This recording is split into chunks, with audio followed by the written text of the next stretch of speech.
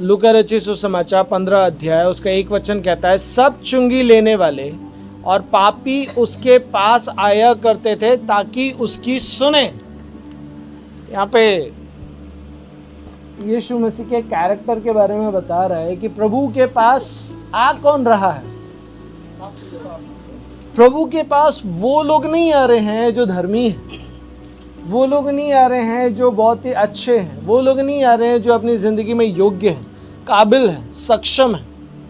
प्रभु के पास वो लोग नहीं आ रहे हैं जिनकी ज़िंदगी में सब बढ़िया है, परंतु प्रभु के पास वो आ रहे हैं जो दुनिया में तिरस्कृत है, तुच्छ जाने गए हैं, तुच्छ समझे गए हैं, दुनिया में कुछ भी नहीं समझे जाते हैं, दुनिया में अयोग्य हैं, दुनिया में नाकाबिल हैं, नकारा हैं, जिन्हें धिक्कार दिया गया, जिन्हें छोड़ दिया गया। समझ में आया?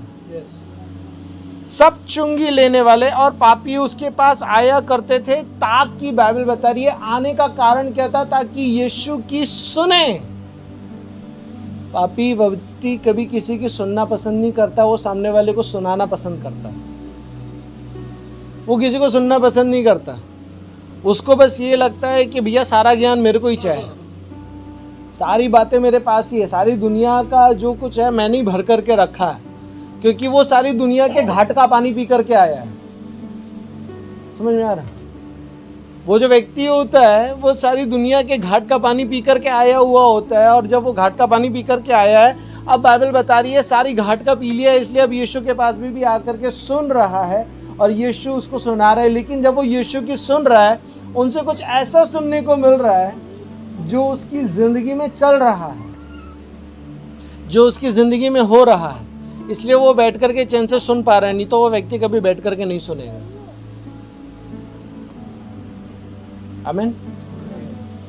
आज परमेश्वर आपको भी कुछ सुनाना चाहता है, इसलिए ध्यान से बैठ करके सुनो कि आपके लिए परमेश्वर से क्या निकल करके आ रहा है। एक भी शब्द को मिस मत होने देना। समझ में आ रहा? ओके। और जब वहां पे पापी लोग आकर के प्रभु की सुन रहे थे, तब वहां पे कुछ धर्मी लोग खड़े थे। कैसे लोग? धर्मी लोग। जोर से बोलो, कैसे लोग? धर्मी लोग। धर्मी लोग खड़े थे। वो क्या कहते हैं? और फरीसी और शास्त्री कुड़कुड़ा कर कहने लगे, धर्मी लोग कहने लगे, या तो पापियों से मिलता है और उनके साथ खाता भी है। अरे है ना कि किससे मिलता है? पापियों से मिलता है और उनके साथ खाता पीता भी है। अरे ये कही है ना? कलीसिया में या फिर आपके घर में कभी कोई ऐसा व्यक्ति आ जाए तो आपका क्या व्यवहार होगा?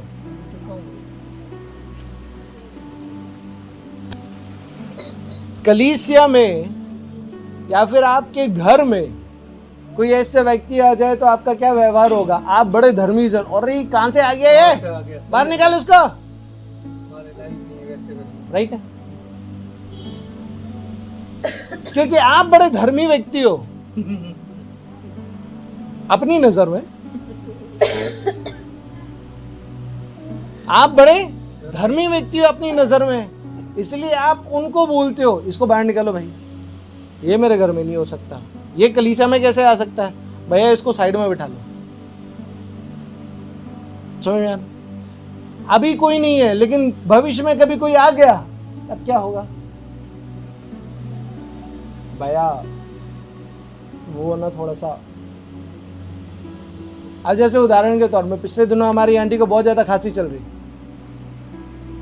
हो सकता है शायद किसी के मन में आया, अरे यार इतना खांसी मेरे बाजू में बैठी पड़ी, मेरे को ना हो जाए। सही। अभी हमारी बहन हमारे बीच में है, हो सकता है हमारे अंदर किसी प्रकार की कोई बात आ जाए, हो सकता है कल चल के कोई HIV वाला आ गया, कोई एड्स वाला आ गया, मैं तो सबके बीच में बिठालता हूँ, तब आप लोगों का क्या होगा? भाग जाओगे क्या? मैं उसको टाटा बाय बाय कर दूंगा, कोई बात नहीं, मेरा यीशु उसके साथ में बैठता है, मेरे यीशु उनको सुनना पसंद करता है। क्यों सुनना पसंद करता है? ताकि उनकी जिंदगी को संवारे, ताकि उनकी जिंदगी को सुधारे, ताकि उनकी जिंदगी को बदल कर रख दे। परमेश्वर उसको अपने पास बुलाया ही इसलिए ताकि उसकी जिंदगी के अंदर बदलाव को लेकर के आ जाए। यदि वो बदल जाएगा, उसको देख करके बहुत सारे बदल जाएंगे। हालेलुया। इसलिए मेरे प्रियो, दुनिया में कभी भी कहीं भी किसी को भी तुच्छ, नकारा, अयोग्य, नाकाबिल ना समझो। कभी मत समझो।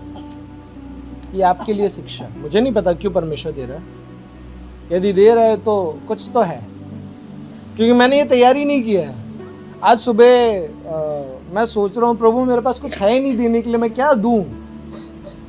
मैं वचन खोल रहा हूँ, बस घुमाए जा रहा हूँ यहाँ से वहाँ, यहाँ से वहाँ। तब अचानक से मैं यहाँ आकर के रुक गया।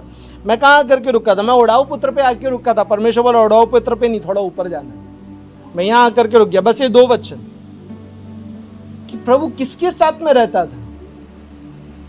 जो तुच्छ थे, छोड़ दिए गए। अब जैसे उदाहरण के तौर पे नाली साफ करने वाले लोग हैं, कल चल के यदि आपकी कलीसिया में आ जाएंगे, क्या आप उनसे भागोगे क्या?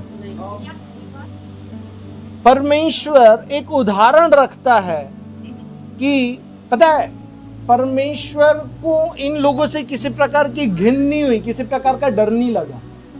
कारण पता है क्यों? एक वचन निकालो, व्यवस्था विवरण 20 अध्याय।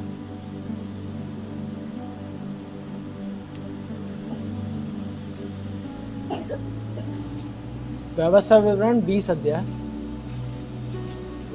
वचन 4। सब ध्यान से सुन लो। आंटी जी उसमें नहीं है।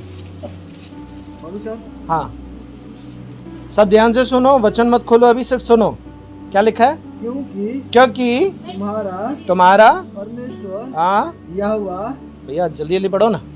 यहोवा तुम्हारे हाँ शत्रुओं से हाँ युद्ध करने हाँ और तुम्हारे बचाने के लिए हाँ तुम्हारे संग संग चलता है। आमेन। परमेश्वर आपको बचाने के लिए आपके संग संग चलता है। हालेलुया। इसलिए इस बात से कोई फर्क नहीं पड़ता कि आपके बाजू में HIV बैठा है, पॉजिटिव। कई बार लगता है ना यार, इसके आंटी ज्यादा खा खा खा खा कर रही है, कहीं आ ना जाए, कुछ हो ना जाए। क्या समझ रहे हो मेरे प्रिय? मैं आपको एक चीज गारंटी के साथ लिख करके देना चाहता हूं। आप यहां से कुछ गलत लेकर के नहीं जाओगे, लेकिन इस गेट के बाहर में आपको कोई वायदा नहीं करता। आप यहां से, इस घर के अंदर से कुछ लेकर के नहीं जाओगे, लेकिन इस गेट के बाद मैं आपसे वायदा नहीं करता। वो वायदा आपको आपसे करना है। घर आपके जीवन में, यहां से परमेश्वर आपको किसी प्रकार की कुछ भी बीमारी, ये वो दन तूफान कुछ होने नहीं देगा, क्योंकि परमेश्वर आपको व्यक्तिगत अपनी सुरक्षा देता है। अभी पढ़ा ना, वो उस बचाने के लिए आपके संग संग रहता है। इसीलिए जब आप अय्यूब की पुस्तक पढ़ोगे, अय्यूब की पुस्तक में लिखा है कि वो उसके चारों तरफ एक घेरा बना करके रखा है, एक सुरक्षा का। उस घेरे के अंदर ना तो कोई बीमारी आ सकती, ना शत्रु आ सकता, ना शैतान आ सकता, ना कोई किसी प्रकार की कोई प्रॉब्लम बोल लो वो आपके जीवन में आकर के आपको छेड़ पाएगी। बिल्कुल भी नहीं, कोई नहीं छेड़ पाएगा आपको। आज परमेश्वर आपको ये चाहता है कि आप हर एक व्यक्ति को वैसा समझना है जैसा यीशु हर एक व्यक्ति को समझा करता था। हालेलुया। आपको लोगों को वैसा समझना है। आपको किसी प्रकार का कोई टेंशन नहीं लेना है कि किससे क्या हो जाएगा। अब जैसे एग्जाम्पल के रूप में, 1 साल पहले कलीसिया में नापासर से एक आंटी आती थी जिसको पूरे शरीर में फोड़े थे, याद है? ध्यान है? जब वो फर्स्ट टाइम आई थी, वो गुरुवार या शुक्रवार को मुझसे मिलने के लिए आई थी नापासर से। तब उन्होंने अपने पैर उठा करके मुझे दिखाया। उनके पूरे पैरों में, उनके पूरे बॉडी में ही वो था 40 साल से घाव, पूरे शरीर में, गले के अंदर भी थे। तो उन्होंने अपने कपड़े उठा करके यहाँ तक के मुझे दिखाया कि भैया ये देखो पूरा पैर मेरा नीचे तक। वो देख करके तो ऐसा लगा, मतलब प्रभु ये क्या है। तब मैंने मेरी पत्नी को बोला, जा करके तेल लेकर के आ। ये सोच रही है ये क्या करने वाला है पता नहीं इसका वो तेल लिया मैंने, तेल लेकर के हाथ से उनको मालिश कर दिया। परमेश्वर ने अंदर से बोला डाल, हाथ लगा करके प्रार्थना कर दे। तेल लगा करके उनको क्या कर दिया। मेरी पत्नी बाद में मेरे को बोलती है वो आंटी के जाने का, हाथ अच्छे से धो करके आना। अरे ठीक है, उतना नहीं थे तब विश्वास में, आज का वातावरण अलग है, समझ रहे हो। बट प्रभु का धन्यवाद हो कि उसके कुछ समय के बाद परमेश्वर ने उस बंदी को पूरी तरीके से चंगा किया। मैं आपको क्या बताना चाहता हूँ, मैं आपको ये बताना चाहता हूँ, परमेश्वर आपको किसी भी प्रकार की बीमारी लगने नहीं देगा, क्योंकि वो आपके चारों तरफ अपनी सुरक्षा के घेरों को रखता है। आप चंगाई को लेकर के चलते हो प्रियो। यदि आप किसी बीमार को छू दोगे वो आपसे चंगा हो जाएगा, लेकिन वो आपको बीमार नहीं कर पाएगा मेरे प्रियो। ये परमेश्वर है आपका। उसकी बीमारी आपको बीमार नहीं कर सकती, उसकी बोली आपको बीमार नहीं कर सकती, उसके शब्द आपको बीमार नहीं कर सकते, उसके सेल्स आपके सेल्स को डेड नहीं कर सकते। लेकिन आपके अंदर जिंदा सेल्स है जो आपके अंदर से शब्दों से निकल जाएंगे और उसके शरीर को लग जाएंगे और वो व्यक्ति चंगा हो जाएगा। हालेलुया। क्योंकि हमारे पिता का DNA है वो हमारे, समझ रहे हो, क्योंकि आप यीशु के खून से धुल गए हो। हालेलुया। तो जब यीशु उनके साथ में बैठा, यीशु को कुछ नहीं हुआ, परंतु उनको जरूर कुछ हो गया। क्या चंगे, वो क्या हो गए, चंगे हो गए। बाइबल में एक कहानी है, एक बार 10 कोढ़ी प्रभु के पास में आए। प्रभु ने बोला जाओ जाकर के याजक को जाकर के दिखा दो, और वो जा रहे थे और जाते जाते ही बाइबल बताती है 10 के 10 चंगे हो गए। लेकिन वापस सिर्फ एक ही आया। प्रभु के पास गवाही देने के लिए एक ही आया।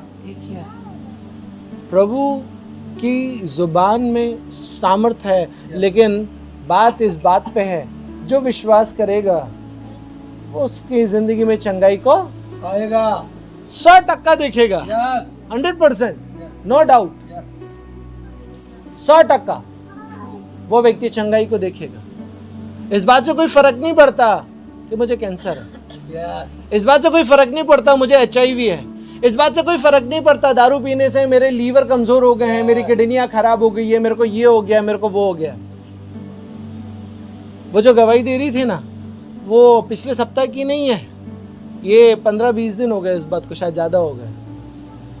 वो आपको थोड़ा हार्ट में पेन हो रहा था, आपने नहीं बताया, शायद दीदी ने बताया था। वो तो 3-4 महीने पहले है। 3-4 महीने पुरानी है, हाँ फिर वही है, वही है। 1-2 महीने हो गए शायद, ऐसा कुछ है। वो हार्ट पेन हो रहा था, तब हम लोग को थोड़ा टेंशन हो गया, उसको भी टेंशन हो रहा था। हाँ ज़्यादा हो रहा था ना, ज़्यादा दर्द हो रहा था, वो तब की, हाँ वो तब की गवाही है, समझ रहे। सो मेरे प्रियो, देखो मैं कहाँ पहुँच गया, क्या बोल रहा था मैं, क्या बोल रहा था, मेरे को याद दिलाओ। वो एक आया गवाही देने। एक गवाही देने के लिए आया। मेरे प्रियो, इंपॉर्टेंट क्या है, इंपॉर्टेंट ये, परमेश्वर ने जब तुझे बोल दिया है अपने खादिम के माध्यम से कि तू चंगा हो गया है, रिसीव करो, उसको जस्ट रिसीव करना है। उसको क्या करना है, जस्ट रिसीव करना है, जस्ट लेना है, लेना है। आपको यकीन करना है। खुदा के खादिम ने बोल दिया, मतलब खुदा ने बोल दिया। यस, अब जब उसने बोल दिया, दुनिया की कोई ताकत तुझे उस चंगाई से रोक नहीं सकती।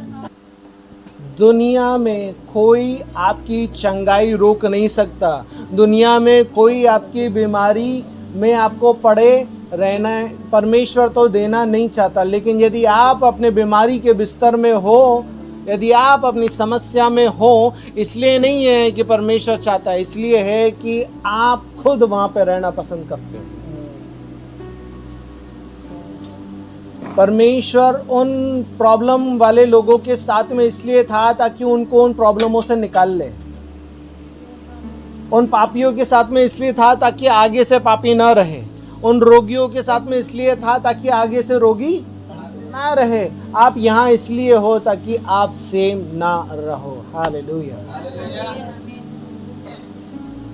आपने रिसीव नहीं किया, आपने रिसीव नहीं किया, आपने शायद ध्यान से नहीं सुना। मैंने कहा आप यहाँ इसलिए नहीं हो कि आप जैसे हो वैसे रहो, आप यहाँ इसलिए हो ताकि आपकी जिंदगी में कुछ अद्भुत हो। हालेलुया। समझ में आ रहा है? आप यहाँ इसलिए हो, लेकिन बदलाव उसी की जिंदगी में होगा जो रिसीव करेगा। धर्मी जन रिसीव नहीं कर रहे थे, इसलिए बोल रहे पापियों के साथ खा रहा है, पापियों के साथ पी रहा है, पापियों के साथ उठ रहा है, पापियों के साथ बैठ रहा है। क्या आप समझ रहे हो? वो रिसीव नहीं कर रहे थे, और जो रिसीव नहीं करता है उसको कभी नहीं मिलता है। क्या आप समझ रहे हो? जो रिसीव नहीं करेगा उसको नहीं मिलता। बहुत समय पहले मैंने एक शिक्षा दी थी, तब मैंने आपको सिखाया था, बहुतों को शायद याद हो, किसी को याद ना हो। यदि एक खुदा का खादिम आपको बोल रहा है, खुदा का जन आपको बोल रहा है प्रभु तुझे आशीष करे, और यदि आपने उसको एक नॉर्मल शब्दों में ले लिया कि प्रभु मुझे आशीष करे, ठीक है, ये तो भैया का कॉमन डायलॉग है, आपके लिए कुछ नहीं होना। यस, आपके लिए कुछ नहीं होना। लेकिन यदि आप उन शब्दों को ऐसे ले लो कि खुदा के खादिम ने बोला है कि प्रभु तुझे आशीष करे, और आपने उस शब्दों को ऐसे ले लिया परमेश्वर ने बोला है कि वो मुझे आशीषित करने जा रहा है, तो वो असर करे, तो आप आशीषित हो जाओगे। हालेलुया। क्योंकि आपने रिसीव कर लिया। खुदा ने बोला है। हाँ, क्योंकि आपने उसको क्या किया? आपने रिसीव किया, आपने उसको ले लिया। और जब तक आप उसको नहीं लोगे, आप उसको कभी भी एक्सेप्ट नहीं कर पाओगे। इसलिए आज मैं आपको सिर्फ इतना सिखाना चाहता हूं, आप कौन से रोगों में हो इंपॉर्टेंट नहीं है, आप कौन से प्रॉब्लम में हो इंपॉर्टेंट नहीं, आप कौन से समस्याओं में इंपॉर्टेंट नहीं है। आज वो बदलाव का समय है। आज से चेंजेस हैं, आज से पूरी तरीके से बदलना है, और परमेश्वर ये चाहता है।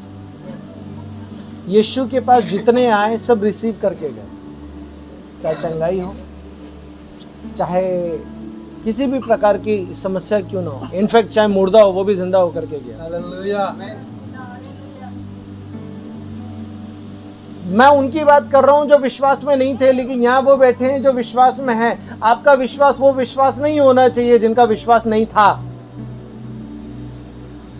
क्योंकि मैं यहाँ पे उनसे बात कर रहा हूं जो ऑलरेडी विश्वास में हैं, जो ऑलरेडी परमेश्वर को जानते हैं, जो ऑलरेडी परमेश्वर को मानते हैं। इसलिए अब मैं आपको यहाँ पे ये नहीं बोलूंगा कि यदि आपका विश्वास नहीं है तो भी आप चंगे हो जाओगे, नहीं, वो उनके लिए था क्योंकि वो विश्वास में नहीं थे, वो नहीं जानते। लेकिन आप वो हो जिसको विश्वास ऑलरेडी रखना पड़ेगा। यस,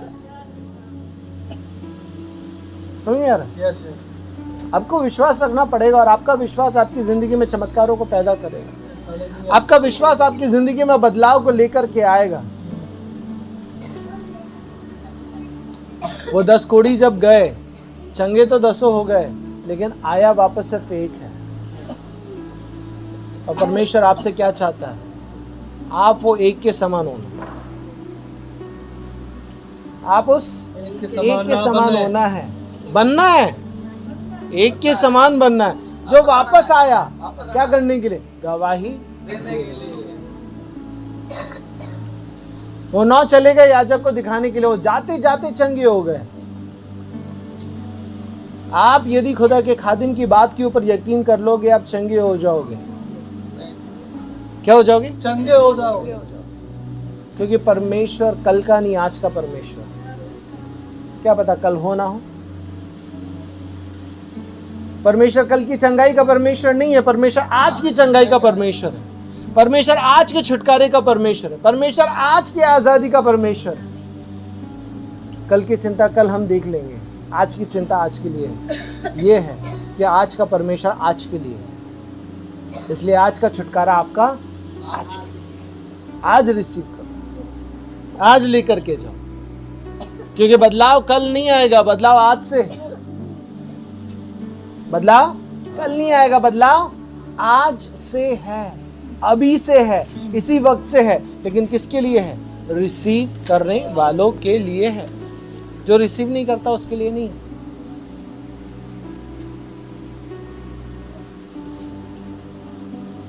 ओके, प्रभु यीशु मसीह ने एक बड़ा अच्छा दृष्टांत कहा, इसी में आगे 4 वचन में कहता है, तुम में से कौन है जिसकी 100 भेड़ें हो और उनमें से एक खो जाए तो 99 को जंगल में छोड़कर उस खोई हुई को तब तक जब तक मिल ना जाए खोजता ना रहे, और जब मिल जाती है तो वह बड़े आनंद से उसे कंधे पर उठा लेता है और घर में आकर मित्रों और पड़ोसियों को इकट्ठा करके कहता है कि मेरे साथ आनंद करो क्योंकि मेरी खोई हुई भेड़ मिल गई है। हालेलुया। पता है आपका मेरा परमेश्वर कैसा है? आपका मेरा परमेश्वर एक ऐसा परमेश्वर है जो ऑलरेडी उसके साथ में है। वो उसके लिए तो आनंद मनाता है, लेकिन जब उस ऑलरेडी उसके साथ में से एक खो जाती है, इसका मतलब क्या है? परमेश्वर यहाँ पे उनकी बात कर रहा है जो ऑलरेडी संगति में है। परमेश्वर यहाँ पे उनकी बात कर रहा है जो ऑलरेडी विश्वास में है। परमेश्वर यहाँ पे उनकी बात कर रहा है जो ऑलरेडी परमेश्वर को परमेश्वर करके मानते हैं, उद्धारकर्ता मानते हैं, नई सृष्टि को अपनाया है, परमेश्वर को अपनाया है, लेकिन एक समय में वो खो जाते हैं।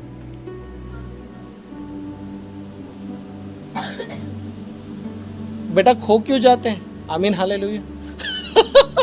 खोना नहीं है ना। थोड़ा ध्यान रखना, कहाँ आमीन कहाँ हालेलुया बोल। अरे खो क्यों रहे रे बाबा? 100 में से एक खो गया। कौन खो गया? जो ऑलरेडी विश्वास में था, जो ऑलरेडी संगति में था, जो ऑलरेडी प्रार्थना में था, और वो खो गया। इसलिए प्रभु ने इस कहानी को बड़े अच्छे से समझाने के लिए आगे की कहानी समझाई। क्या बताया? एक बाप जिसके दोनों बच्चे थे, दोनों को तालीम बराबर दी, दोनों को शिक्षा बराबर दी, दोनों को परमेश्वर का भय सिखाया, दोनों को प्रार्थना सिखाई, दोनों को वचन सिखाया, दोनों को आराधना सिखाई, दोनों को परमेश्वर के भवन में जाना सिखाया, दोनों को सब कुछ सिखाया। लेकिन एक आया बाप के पास में, शाणा। कौन आया? साना। जोर से बोलो, कौन आया? साना। हाँ, एक शाणा आया, बेटा है ना। और दो शाणा जब आया, उसने क्या कहा? 12 वचन में कहता है, उनमें से छुटके ने, छोटे वाले ज्यादा शाणे रहते, बड़ा वाला थोड़ा समझदार रहता है, वो थोड़ा बड़ा हो गया ना। छुटके ने पिता से कहा, हे पिता, संपत्ति में जो भाग मेरा हो वह मुझे दे दीजिए। यार बोला तो बड़े अच्छे से है, दे दीजिए पिताजी, प्यार से बोला ना। बड़ा प्यार से बोला है। उसने उनको अपनी संपत्ति बांट दी। पिता भी बड़ा अच्छा है ना। किसकी बात कर रहा है? जो ऑलरेडी संगति में है, जो ऑलरेडी विश्वास में, जो ऑलरेडी प्रार्थना में, जो ऑलरेडी आराधना में, जो परमेश्वर को जानता है, वो बोल रहा है मेरे को क्या दे दो? मेरी संपत्ति दे दो। पिता ने बोला ठीक है भाई, ले जा। पिता बड़ा दयालु है ना। मतलब पिता इतना नहीं होना चाहिए तेरे को, पुराना नियम कभी कभी आना चाहिए तेरा। आता है कभी कभी आता है। इसलिए कई बार बोलता है घी उंगली से सीधी से नहीं निकली तो कई बार टेढ़ा भी होता है। तो मेरे को तो इजाजत दे के रखा है तो वो भी है। ओके, फिर बाइबल बताती है 13 वचन में लिखा है, और बहुत दिन ना बीते थे तो छुटका पुत्र सब कुछ इकट्ठा करके एक दूसरे देश को चला गया। बाइबल क्या बता रही है? पहले तो पिता से मांगा, पिता ने क्या किया? उसको दे दिया। देने के बाद छुटके ने क्या किया कि उसको, अब वो क्या था? जमीन थी, जायदाद थी, तो जमीन और जायदाद को उसने क्या कर दिया? बेच दिया। बेचने के बाद पैसे इकट्ठा किए। क्या इकट्ठा किया? पैसे इकट्ठा किए। और पैसे इकट्ठा करने के बाद, इकट्ठा करके एक दूसरे देश को चले गया। बाप ने सोचा होगा बिजनेस करने को जा रहा हूं। बाप बड़ा अच्छे दिल वाला है तो अच्छी चीजें सोचेगा, है ना। बाप अच्छे दिल वाला तो अच्छी चीजें सोचेगा। बाप सोच रहा है कलीसिया यहाँ से घर जाएगी, घर जाने के बाद दुआ करेगी, प्रार्थना करेगी, थोड़ा परमेश्वर से संगति करेगी, समय मिला तो भैया को फोन मिलाएगी, है ना। लेकिन बच्चे जाकर के घर पे क्या कर रहे हैं? यूट्यूब खुल गया। बच्चे घर जाके क्या कर रहे हैं? अपनी टीवी में बिजी पड़े। बच्चे घर जा करके क्या कर रहे हैं? अपनी दुनिया में बिजी पड़े। बच्चे घर जा करके क्या कर रहे हैं? कम ही देखते हैं? काम नहीं है, फिर भी बाइबल के सिर्फ 2 अध्याय हो रहे। कभी कभी तो वो भी नहीं हो रहे, कभी कभी तो प्रार्थना भी नहीं हो रहे। प्रभु तू, अरे मेरे सर में लगी है ना, अभी प्रार्थना नहीं कर सकता, दुखता है मेरे को।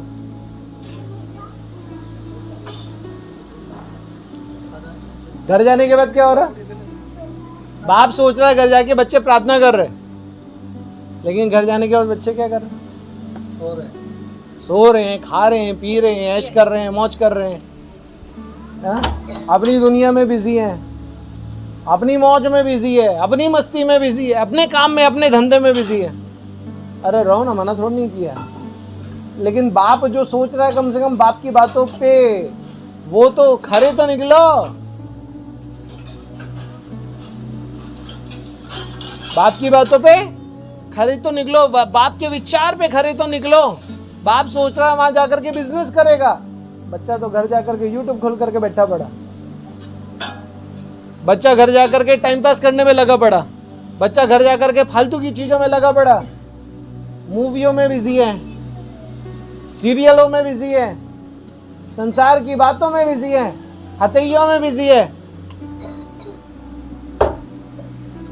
5 बजे की कंपनियां तो नहीं चल रही होगी किसी की?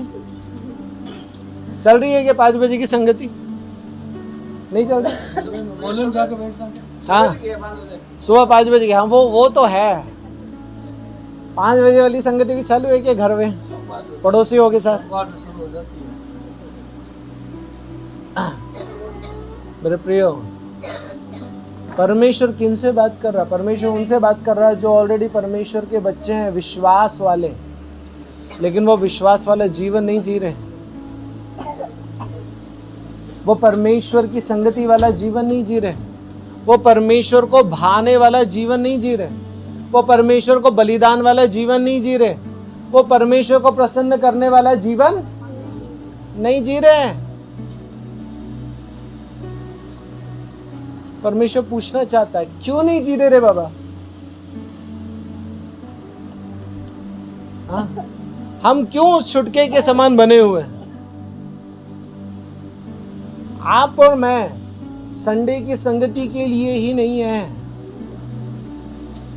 पिछले सप्ताह मैंने आपको सिखाया था, वो व्यक्ति प्रार्थना में लॉलीन रहता है, वो व्यक्ति संगति करने में रहता है, वो व्यक्ति प्रभु भोज में सहभागी होता है, वो व्यक्ति परमेश्वर के भक्त से सीखने में लॉलीन रहता है। हम तो अपनी जो दुनिया में बिजी रहते हैं।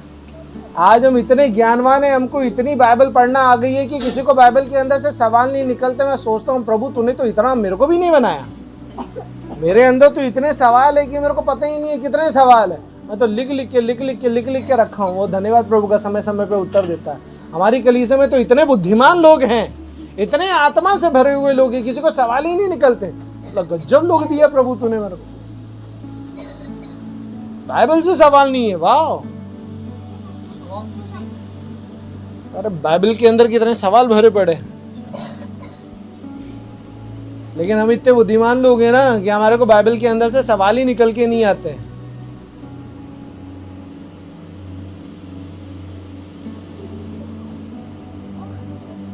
ये बता रहा है कि आप कितने बुद्धिमान लोग हो और आप कितना भय लेकर के चलने वाले लोग और आप कितना परमेश्वर को मानने वाले लोग। छुटके के ऊपर परमेश्वर यकीन कर रहा है, लेकिन छुटका जाकर के क्या कर रहा है? हम 2 अध्याय पढ़ते हैं, उसके बाद मैं पूछता हूँ भैया कौन सा अध्याय पढ़ा? भैया नीति वचन पढ़ा। कौन सा? पहला। ठीक है, क्या लिखा है? कुछ तो पता नहीं।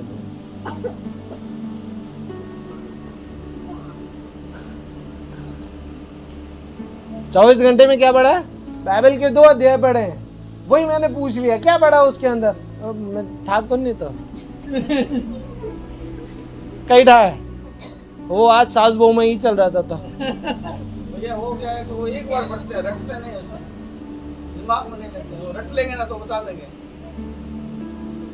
आज कल बाइबल पढ़ी थी क्या आपने? नहीं पढ़ी। नहीं पढ़ी थी। पढ़ना शुरू करो।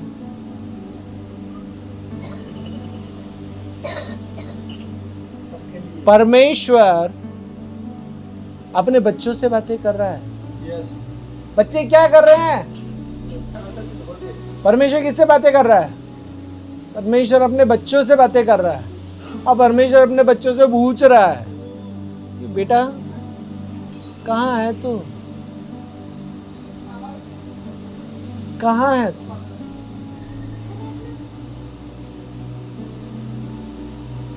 बाप सोच रहा है बिजनेस करने गया है, लेकिन मैं जिस बाप की बात कर रहा हूँ वो तो शारीरिक है, बाइबल के अंदर वाला है। लेकिन मैं जिस बाप के बारे में आपको बता रहा हूँ उसको सब दिखता है ऊपर से।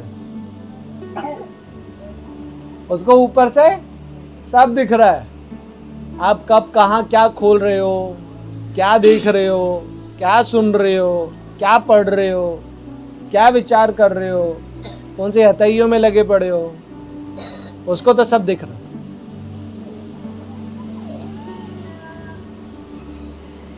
क्या आप समझ रहे हो? समझ रहे हो क्या समझा रहा हूं? मैं आपको ये पूछना चाह रहा हूं, आप परमेश्वर के जन होने के नाते कहां बिजी हो? आप परमेश्वर के लोग होने के नाते कौन सी दुनिया में बिजी हो? आपको संगति करने का वक्त नहीं है, आपको बाइबल पढ़ने का वक्त नहीं है, आपको बाइबल के अंदर से सवाल नहीं है। संडे को आप समय पे आते नहीं हो, आप प्रार्थना में जुड़ते नहीं हो। कौन सी प्रार्थना कर रहे हो? कौन से परमेश्वर के बारे में जानकारी रख रहे हो? पहले तो ये बताओ। मेरे बाप के बारे में जानकारी तो नहीं रख रहे हो। मेरा बाप ने तो ऐसा नहीं सिखाया। हाँ?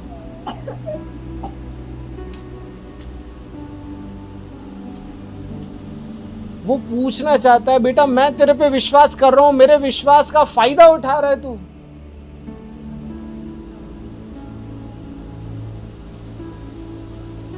आपने पता है, आपने और मैंने अपने परमेश्वर को बड़ा सस्ता ले लिया। क्या ले लिया?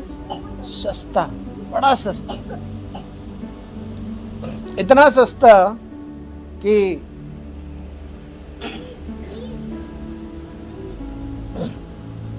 पिछले सप्ताह मैंने पूछा था कि 3 दिन की मीटिंग में क्या सीखे। आप लोगों को ढंग से याद भी नहीं है क्या क्या सीखा। आप लोग शायद 5 मिनट भी तरीके से बोल नहीं पाए।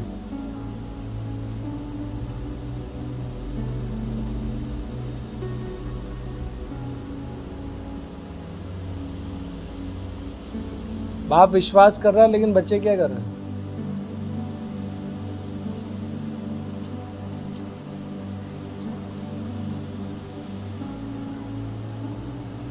मेरे प्रियो, परमेश्वर को जब तक आप परमेश्वर नहीं समझोगे, वो आपके लिए कभी आपका परमेश्वर नहीं बन पाएगा। परमेश्वर को जब तक आप पिता के रूप में नहीं लोगे, वो कभी भी आपका पिता नहीं बनने पाएगा। पिता बोल देना पिता नहीं होता है। क्या? पिता बोल देना पिता नहीं होता है जब तक के वो पिता का फर्ज ना निभाए और आप बच्चों का फर्ज ना निभाओ। सही बोल रहा हूं भैया? नीचे से लगा देना।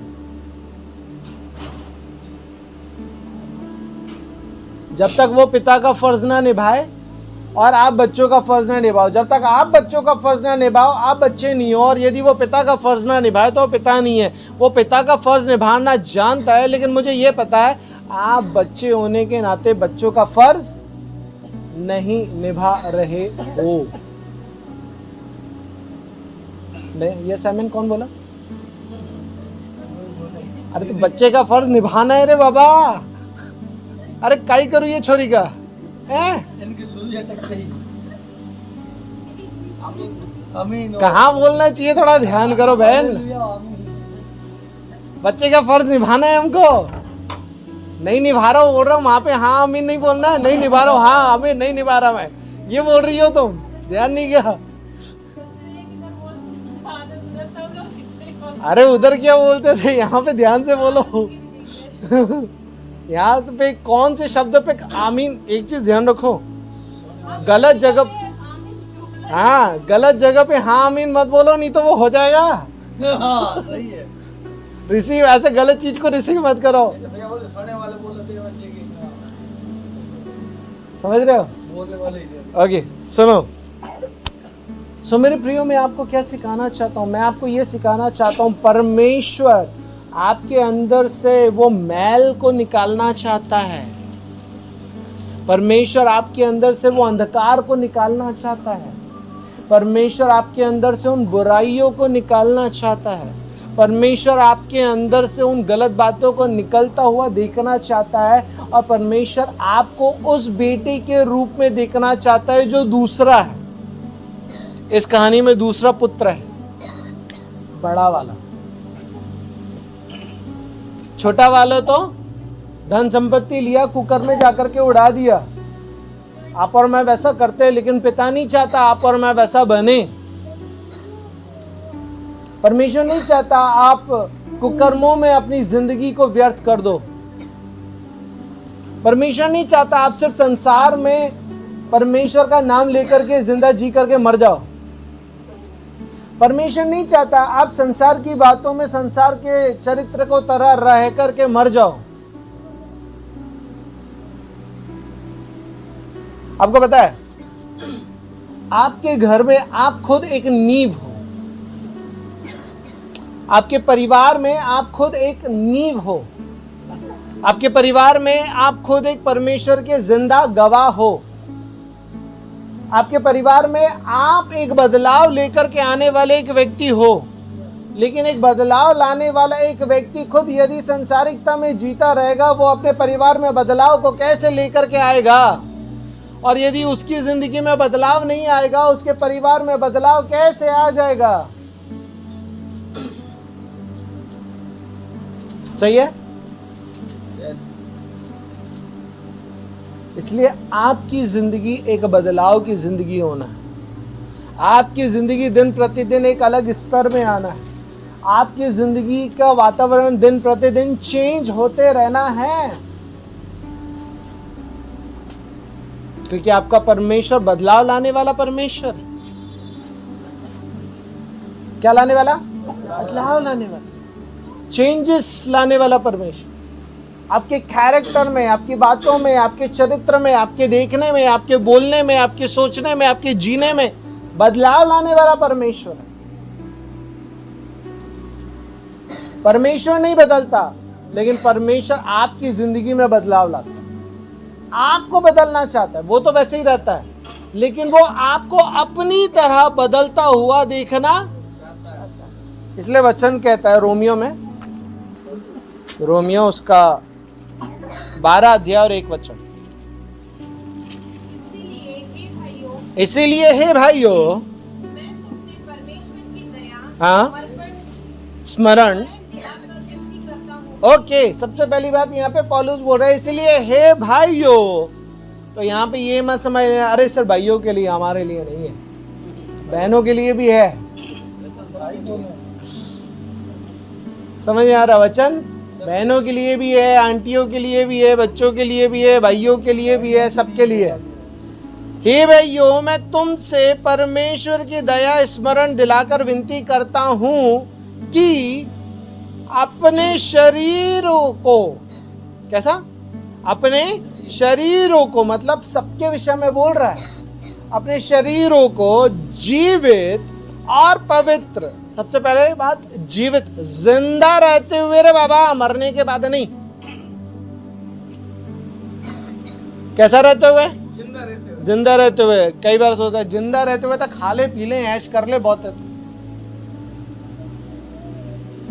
संसार बोलता है ना, अरे खाने के लिए पीने के लिए ही तो है यार, खा लेते पी लेते ऐश कर लेते, बाद की जिंदगी किसने देखा है ना?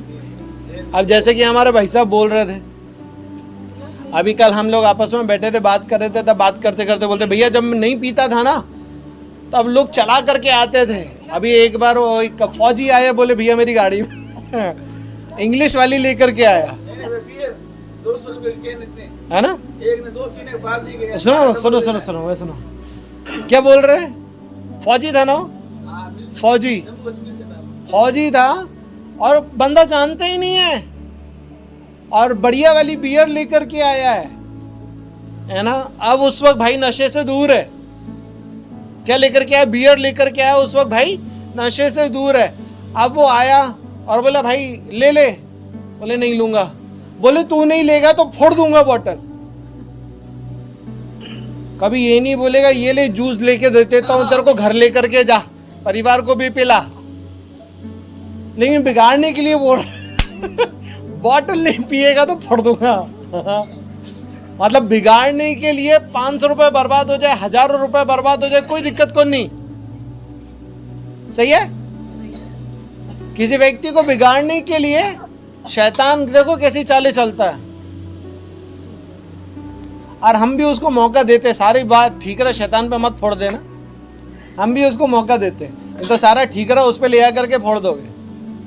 वो आता है, वो आया भाई साहब के पास में, वो अंकल जी के रूप में, और लेकर के आया बियर की बोतल और बोला तू नहीं पिएगा तो इसको यहीं पे फोड़ दूंगा मैं तो। बोले काहे नुकसान करना है, चल आ जा। तो भाई साहब हमारे चल एक जैसे हो गए। लेकिन प्रभु का धन्यवाद, वो पिछले दिनों की घटना ने दिल खुश कर दिया। अभी क्या गवाही दी? बोले भैया पीने का मन तो नहीं किया लेकिन खाने का मन किया, तो बोले चलो खाने के लिए लेकर के आते हैं। लेने के लिए गए तो ठीकरा मिल गया, ठेका मिल गया। अब ठेका मिल गया, अब शैतान बोल रहा है। वो कई बार पिक्चरों में हम देखते हैं ना, ऐसे वो दारू की दुकान से ऐसे दो हाथ निकल करके आ रहे भाई साहब के पास, चलो अरे आ जाओ, 20 साल का नशा एक दिन में कैसे छूट जाएगा, चलो। आया होगा भाई साहब के पास में ऐसे। अब ये इधर आओ, थोड़ा सामने इधर आओ ना। अब यहाँ भाई साहब हमारे खड़े, अब ये दुकान है, अब दुकान से आजा, अरे आजा। फिर दुकान चल कर के आगे आ रही, वो तो आगे नहीं आ रहा, दुकान चल करके अरे आजा आजा।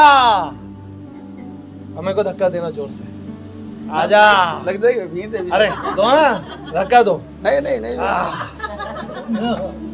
जब तक कि वो व्यक्ति ऐसा नहीं करेगा दुकान तो आती ही चलेगी। हालेलुया।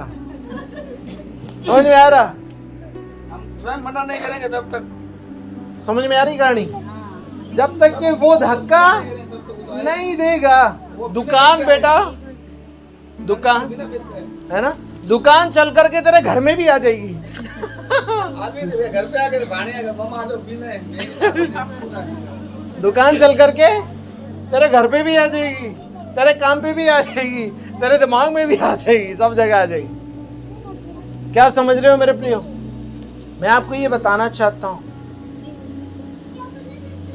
आप परमेश्वर के लोग हो और परमेश्वर आपसे चाहता है कि आप गलत जिंदगी नहीं जी सकते, आप गलत रास्ते पे नहीं जा सकते, आप गलत काम नहीं कर सकते।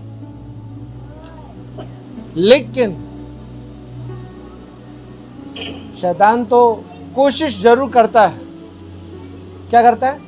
शैतान कोशिश जरूर करता है। वो लेकर के आएगा कुछ ना कुछ, कभी दोस्तों को लाएगा, कभी साले को लाएगा, कभी साली को लाएगा, कुछ भी लाएगा, कभी किसी को लेकर के आएगा। साली हमारी नहीं। अरे जरूरी है क्या पीने की बात कर रहा हूँ, और भी टॉपिक की भी बात कर रहा हूँ, सब लेकर के आएगा। पता है शैतान के 3 सबसे मेन हथियार है लोगों को गिराने के। सबसे पहला पैसा, दूसरा लड़की, तीसरा घमंड। पैसा, लड़की और घमंड, ये 3 चीज शैतान का सबसे बड़ा हथियार, सबसे बड़ा हथियार, और इसी से गिराता है। किसको गिराने के लिए बोल रहा हूं? परमेश्वर के लोगों को गिराता है। पैसा आपको पैसे के पीछे बिजी कर देगा, बोले कमाएगा नहीं तो घर कैसे चलेगा। कमाएगा नहीं तो घर कैसे चलेगा? कमाना तो पड़सी, संगति छोड़ना भी पड़सी। कमाने के लिए संगति भी छोड़ना पड़ेगा, है ना? कहां से निकल करके आया? शैतान ने डाला। मेरे प्रियो, जिसने पेट दिया है वो आपकी पूर्ति भी करेगा, वो आपकी पूर्ति करेगा। कैसे करेगा? विधवा की कहां से करी? जहां से विधवा के लिए किया, जिसका आटा खत्म होते आ रहा था, वैसे करेगा। इसहाक के समय में जो भूमि थी, क्या थी? भूमि थी, अकाल पड़ा हुआ था, कोई जोता बोने नहीं जा रहा था। परमेश्वर ने उसको बोला जोता बो, उसने किया और 100 गुना फल को लेकर के आया। आपका परमेश्वर आपकी पूर्ति करना जानता है। यदि उसने आपको संगति बुलाया और आप अपने काम को छोड़ करके संगति आए, परमेश्वर पूर्ति करना जानता है। उसके लिए कठिन नहीं। आपके लिए कठिन है उसको छोड़ना, उसके लिए कठिन नहीं है आपको आपकी मजदूरी को, उसके लिए कठिन पैसा। हम पैसा कमाने में बिजी। दूसरा क्या था? लड़की। हमारे भाइयों के पास कुछ ना कुछ लेकर के आ जाए, कुछ ना कुछ विचार लेकर के आ जाए, कुछ ना कुछ बातें लेकर के आ जाए। क्या करने के लिए? गिराने के लिए। क्या करने के लिए? आज संसार डूबा पड़ा इन चीजों में। आज लड़का लड़की को देखो, संसार डूबा पड़ा है। बॉयफ्रेंड, गर्लफ्रेंड, सही बोल रहा हूं? आज डूबा पड़ा है संसार इसके अंदर। क्यों? क्योंकि शैतान इसी के अंदर डुबा करके रखना चाहता है। शैतान इसी के अंदर डुबा कर रखना चाहता है संसार को। लेकिन आज दुख की बात यह है, मसीह के लोग भी उसमें ही डूब रहे हैं। यदि इस टॉपिक पे आए हो तो कहीं ना कहीं गड़बड़ चल रही है।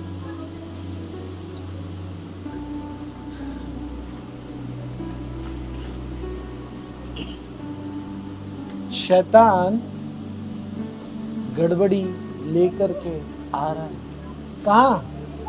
परमेश्वर के लोगों के जीवनों में। कहां लेकर के आ रहा है?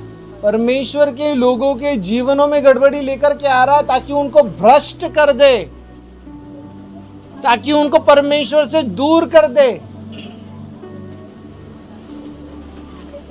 पता है, व्यभिचार एक ऐसी चीज है जो सिर्फ अनमैरिड को नहीं, मैरिड को भी, शादीशुदा को भी भरमा देती है। क्या कहा मैंने? व्यभिचार एक ऐसी चीज है जो अनमैरिड को ही नहीं, मैरिड को भी भरमा देती है। इसलिए संसार में आप देखोगे व्यभिचार में आज पर शैतान ने पूरी दुनिया को कंट्रोल करके रखा है। जो व्यभिचार के कंट्रोल में नहीं है वो पैसे के कंट्रोल में है। समझ में आ रहा? कमाने में, कमाना गलत नहीं है, कमाओ, लेकिन परमेश्वर की संगति को भूल करके, परमेश्वर को भूल करके, परमेश्वर की बातों को भूल करके, परमेश्वर की चीजों को भूल करके परमेश्वर नहीं बोलते। व्यभिचार की भावनाएं, यदि आज आप छोटे से छोटे बच्चों के अंदर भी देखोगे तो भी वो भावनाएं काम कर रही है। क्यों कर रही है? क्योंकि परमेश्वर के लोगों के जीवनों में भी यदि वो काम कर रही है, इसका मतलब ये है परमेश्वर के लोगों के जीवनों में कहीं ना कहीं कुछ ना कुछ ऐसी बातें हैं जिसकी वजह से वो स्पिरिट वहां पे काम कर रही है।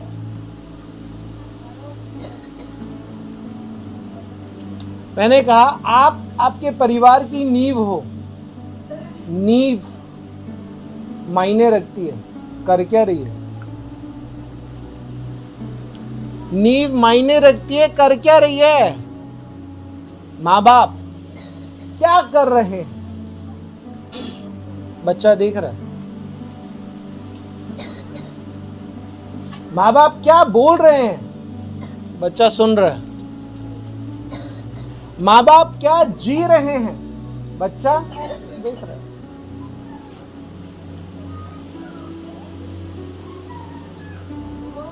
क्या आप समझ रहे हो? आपका बच्चा किस ट्रैक पे जा रहा है, माँ बाप को ध्यान होना चाहिए। आपका बच्चा यदि प्रार्थना में नहीं बैठ रहा है, माँ बाप को ध्यान रखना चाहिए। आपका बच्चा यदि संगति में नहीं आ रहा है, आपको ध्यान रखना चाहिए। आपका बच्चा यदि प्रार्थना नहीं कर रहा है, आपको ध्यान रखना चाहिए। खुला सांड थोड़ी नहीं है आपका बच्चा कि ऐसे ही छोड़ दोगे उसको, ठीक है जहां मारना है मार ले, ऐसा छोड़ दोगे क्या? काय छोड़ देते हो? हाँ? काहे छोड़ देते हो? ना छोड़ो। अपने बच्चे पे ध्यान रखो, अपने परिवार पे ध्यान रखो, अपने परिवार के सदस्यों पे ध्यान रखो। पता है, एक बार की घटना बताता हूं। एक बार एक परिवार, माँ बाप अनपढ़ थे। क्या थे? फोन चलाना नहीं आता। उनका बच्चा फोन पे फालतू की स्टेटस लगा रहा है। माँ बाप को तो पता ही नहीं क्योंकि फोन चलाना नहीं आता। बच्चा क्या लगा रहा है? फालतू की स्टेटस लगा रहा है। मैंने एक बार देख लिया, 2 बार देख लिया, 3 बार देख लिया, हद हो गई है। एक दिन तो पता नहीं मैंने फोन कर दिया कि उस परिवार के घर पहुंच गया मैं डायरेक्ट। क्या कर रहे हो तुम दोनों? तो क्यों, क्या हो गया? तुम्हारा बच्चा क्या कर रहा है स्टेटस पे, देख रहे हो क्या? क्या जिंदगी जी रहा तुम्हारा बच्चा? व्यभिचार की लत में आ गया है। क्या बात कर रहे हो भैया? देखने वाला मैं हूं ना। तुमको तो फोन का आता पता नहीं है, तुमने तो फोन चढ़ा दिया, छोड़ दिया। वो बच्चा उसका क्या इस्तेमाल कर रहा है तुमको मालूम है? आई लव यू की स्टेटस चढ़ा रहा वो बच्चा।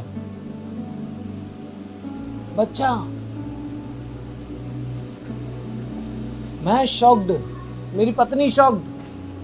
अरे सच में? उसके परिवार को बोला, उसके माँ बाप को यकीन ही नहीं हुआ। अल्लाह ध्यान रखो। एक बार की बात,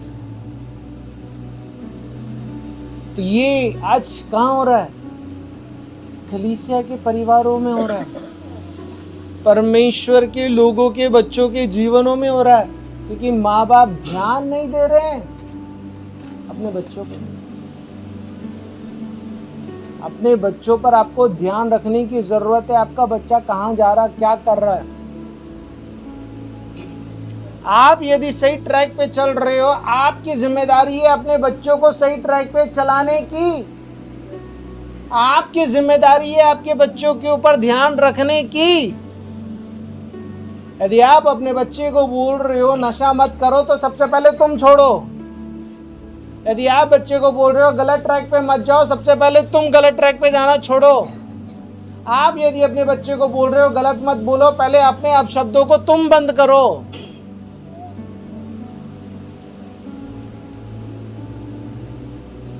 समझ रहे हो? किसी को ज्ञान देना बड़ा आसान है, उस ज्ञान को जीना बड़ा दोहरा है, भारी है, कठिन है ना? मैं जो आपको बताता हूँ मैं पहले जीता हूँ, नहीं तो मैं खुद ना बोलूँ। मैंने यदि कलीसिया के बच्चों के ऊपर हाथ उठाया, मेरी शकाने पे पहले हाथ उठता है। आपको डांट रहा हूँ, मेरी पत्नी को पहले डांट मिलती है। समझ में आ रहा है? मुझे आपकी अच्छाइयों को बताने के लिए परमेश्वर ने नहीं रखा है। आप अच्छा करोगे, मेरे से शाबाशी नहीं मिलेगी आपको, क्योंकि आपको शाबाशी देने के लिए मेरे परमेश्वर ने मेरे को नहीं बिठाला। आपको शाबाशी उससे ही मिलेगी, मेरे से नहीं मिलेगी। यदि मेरे मुंह से आपके लिए शाबाशी निकल गए तो ध्यान रख लेना, वो आपके लिए गोल्डन वर्ड्स है, मेरी पत्नी के लिए मुश्किल से निकलती है और बेचारी परेशान है, क्या करें।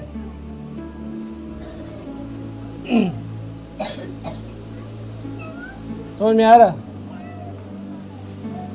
मुझे परमेश्वर ने आपकी गलतियां आपको बताने के लिए यहाँ पे बिठाला है। मुझे परमेश्वर ने यहाँ पे आपके गुनाहों से आपको बाहर निकालने के लिए, आपको दिखाने के लिए यहाँ पे रखा है। इसलिए भूल जाना कि भैया के मुंह से कभी आपको शाबाशी मिलेगी। आपको शाबाशी देने के लिए मेरे परमेश्वर ने मुझे यहाँ बिठाला ही नहीं। इसलिए आप अच्छा भी करोगे ना, आपको मेरे मुंह से कुछ नहीं मिलना, क्योंकि आपका प्रतिफल मेरे से नहीं है, आपका प्रतिफल स्वर्ग के परमेश्वर से आपको मिलेगा। पता है क्यों? पता है क्यों? इसके पीछे भी कारण है। इसके पीछे क्या है? कारण है। इसके पीछे कारण ये है, बाइबल बताती है शास्त्री और फरीसी लोग जो थे, क्या थे? शास्त्री और फरीसी लोग जो थे, बाइबल बताती है कि वो लोगों के सामने अपनी धार्मिकता को बताते थे और लोगों से अच्छी बातें सुनने की आशा रखते थे और लोग उनको धर्मी समझते थे। तो बाइबल बताती है कि ऐसे लोगों ने उनकी नज़र में अपने प्रतिफल को पा लिया। यदि आप कुछ अच्छा कर रहे हो और आपकी भलाई की यदि मैं क्या कर रहा हूं? तारीफ कर रहा हूं, तो आपका प्रतिफल मेरे मुंह से आपको मिल गया। आपका प्रतिफल आपको मेरे मुंह से मिल गया। अब आपको परमेश्वर से प्रतिफल नहीं मिलेगा, क्योंकि आपको मेरे मुंह से प्रतिफल मिल गया ना।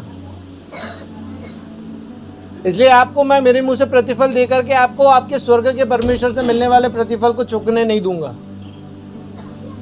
इसलिए मैं आपको कभी अपने मुंह से प्रतिफल नहीं दूंगा। वो रेयर है, यदि आपके लिए निकल गया तो निकल गया, प्रभु का धन्यवाद, उसके लिए प्रभु का शुक्र मना लेना। कम से कम निकला तो सही, कभी नहीं निकलता, क्योंकि उसके लिए मेरे परमेश्वर ने मेरे को रखा नहीं।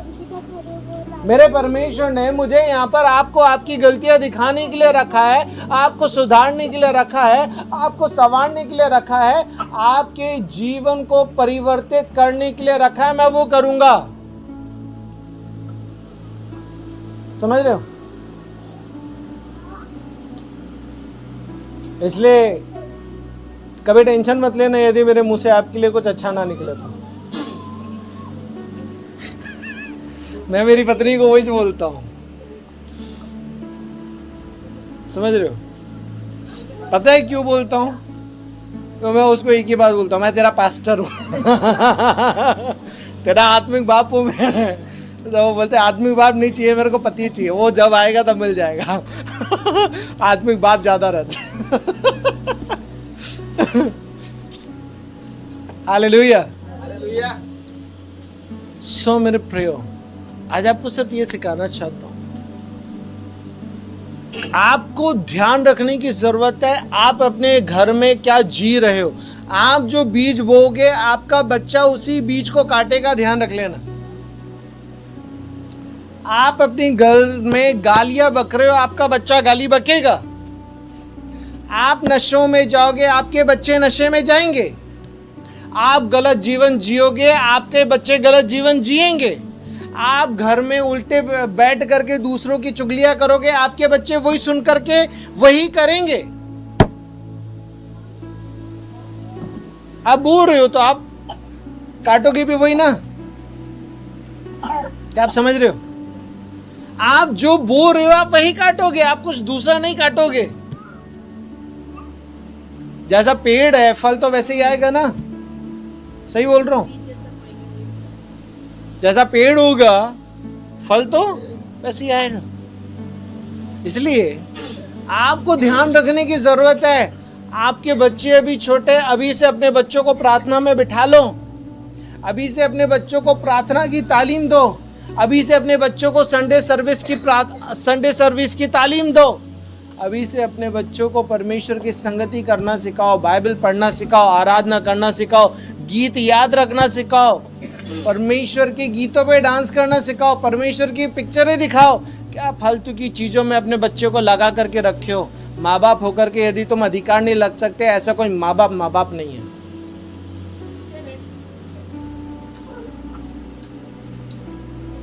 यदि आप माँ बाप होकर के अपने बच्चों के ऊपर अधिकार नहीं रख सकते, तुम माँ बाप होने के लायक नहीं हो। रोड पे छोड़ दो उन बच्चों को, क्योंकि तुम घर में रख करके उसका ध्यान नहीं रख पाते।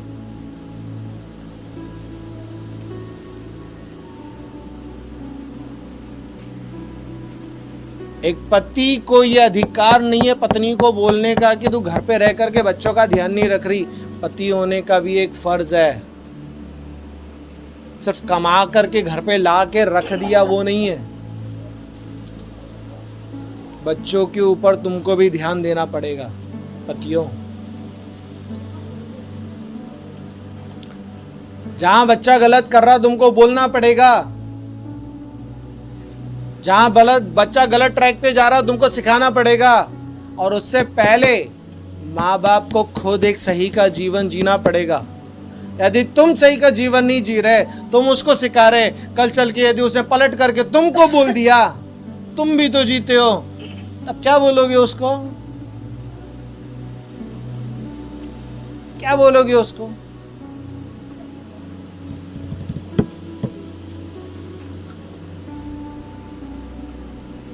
इसलिए मेरे प्रियो, पहले आप अपना जीवन बनाओ।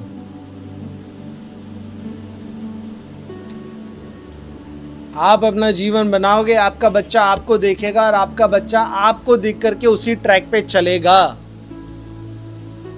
पता है, एक बार की बात है,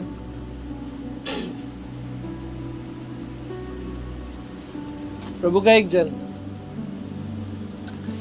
एक बार उसका बच्चा उसका फोन इस्तेमाल कर रहा था। क्या कर रहा था? तो एक दिन क्या हो गया, फोन ऐसे ही बंद करके, फोन को ऐसे ही इस्तेमाल करके वो बच्चे ने ले जा करके ऐसे ही रख दिया। बाद में जैसी वो जो प्रभु का जन था उसने उस फोन को खोला। क्या किया? फोन को खोला। उसने क्या देखा? फोन के अंदर पॉर्न वीडियोस चल रहे थे।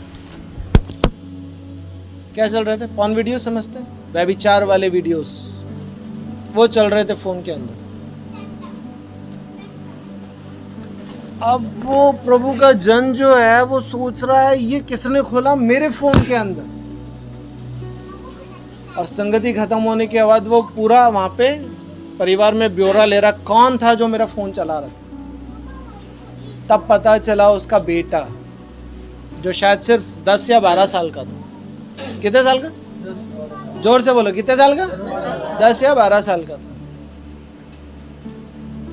तब उस बच्चे को बुलाया, 2 रपेट कान के नीचे लगाया, उसको पूछा ये कहाँ से सीखा, ये कहाँ से देखना सीखा?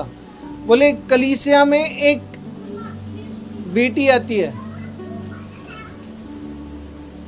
उसने ये खोल करके दिया। कब से देख रहा है? 6 महीने हो गए। कब से देख रहा है? 6 महीने हो गए। बाप को ही नहीं पता, किसी और को भी नहीं पता, बच्चा वो देख रहा है। कितने साल का? 10 साल का, 12 साल का। और आप लोग क्या करते हो? अपने बच्चे को यूं फोन दे देते हो और छोड़ देते हो। आपको पता ही नहीं होता आपका बच्चा क्या देख रहा है। 6 महीने से देख रहा हो वो बच्चा।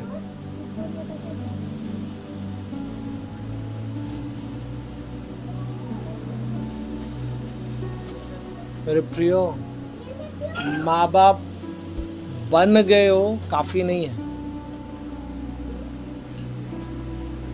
काफी नहीं है। अब जिम्मेदारी का समय है, बच्चों के प्रति उसको उठाओ। अपने बच्चों के प्रति जो आपकी जिम्मेदारियां हैं, अपनी जिम्मेदारियों को समझो और उसको उठाओ। ऐसे खुले सांड की तरह मत छोड़ दो अपने बच्चों को। ये फोन दे दिया। आप एक सप्ताह मेरे घर पे रह करके देखो, मैं मेरी शकायनों को कितना फोन देता हूँ। पहले मेरी पत्नी उसको खाना खिलाती थी फोन दिखा करके, अभी मैंने धीरे धीरे उसका वो भी छुड़ा दिया। कुछ मात्रा में दिखती है, उसके सिवा उसका कोई टाइम निकाल करके दिखा दो उसको। कभी कभार जब वो खाना खाती है उसको एक चीज बोलता है, एक काम कर, पहले खाना खा ले, उसके बाद तेको 5 मिनट के लिए फोन दूंगा। 10 मिनट के लिए फ़ोन दूंगा। 5 मिनट हो गए क्या? चल बेटा 5 मिनट हो गए। जब वो फ़ोन चल रहा है साउंड रखना है, और जैसे ही गलत साउंड मेरे को सुनाई आ गया, मेरी पत्नी को सुनाई आ गया, क्या देख रही है? तुम क्या कर रहे हो? एक शब्द काफ़ी है उसको, क्या देख रही है? तुम क्या कर रहे हो? तुमको तो पता ही नहीं है तुम्हारे बच्चे क्या चला रहे हैं। अरे अनपढ़ होंगे लेकिन ध्यान रखते नहीं आ रहा तुम्हारे बच्चा देख क्या रहा है। अनपढ़ हो सकते हो तुम, लेकिन ध्यान तो रखना है ना, तुम्हारा बच्चा क्या देख रहा, तुम्हारा बच्चा क्या कर रहा। किसकी जिम्मेदारी? पड़ोसी आकर के देखेगा तुम्हारे बच्चे को? हाँ, क्या आप समझ रहे हो मेरे प्रियो? जरूरी है आप अपने बच्चों पे ध्यान दो। और यदि आप बोल रहे हो अपने बच्चे को सुधरने के लिए, मैं माँ बाप को बोलना चाहता हूँ, आप अपनी जिंदगी में कुछ ऐसा मत करो कि आपका बच्चा आपको देख करके बिगड़े। आपका बच्चा आपको देख करके बिगड़े। आप घर में एक दूसरे की बुराइयां करते हो, आपका बच्चा सुन रहा है तो वो नहीं करेगा। आप अपने बच्चे के सामने बैठ करके किसी की बुराइयां करते होंगे, आपका बच्चा सुनता है, वो भी वही नेचर को लेकर के आएगा, वो भी वही काम करेगा। क्यों? कहां से गया? तुमसे ही गया है। उसने किसको देखा? तुमको देखा है। तुम अपने बच्चे को स्कूल छोड़ देते हो 5 घंटे के लिए। अरे वो 5 घंटे में उतना नहीं सीखता जितना वो अपने घर में सीखता है, क्योंकि वो 5 घंटे ही स्कूल में है, बाकी का 19 घंटा अपने घर में है। 19 घंटा अपने घर में है।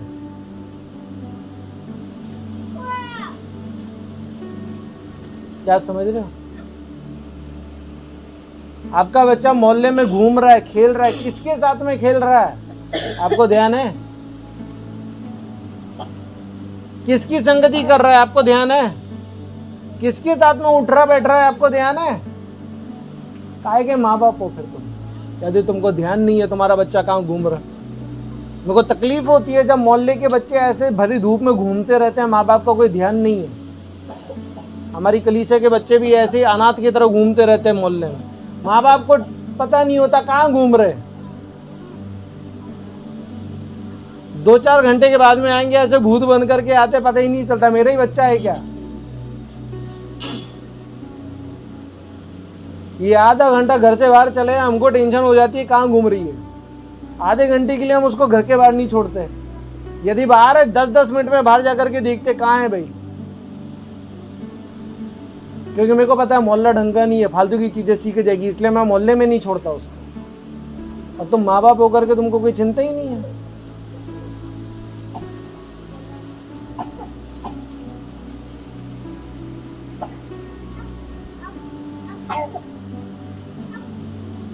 मेरी बेटी को 5.5 साल हो रहे हैं, उसको घर से बाहर निकलने की आदत नहीं है।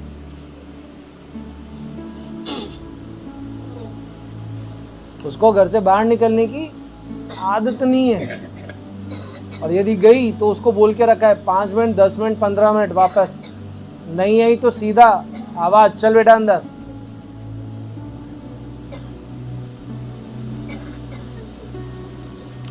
आप लोग क्या कर रहे हो? मैं आपको ये नहीं बोल रहा हूँ अपने बच्चों के लिए हिटलर बन जाओ, लेकिन मैं आपको ये बोल रहा हूँ अपने बच्चों का ध्यान रखो। आपके बच्चों का ध्यान रखो, कहाँ उठ रहे, कहाँ बैठ रहे, कहाँ क्या कर रहे। आज की दुनिया अच्छी नहीं है मेरे प्रियो। आपको पता है अभी पिछले दिनों बीकानेर में एक 3 साल की बच्ची का रेप हुआ, मालूम है? हुआ ना? यहीं की बात है, यहीं की बात है, मालूम है आप लोगों को?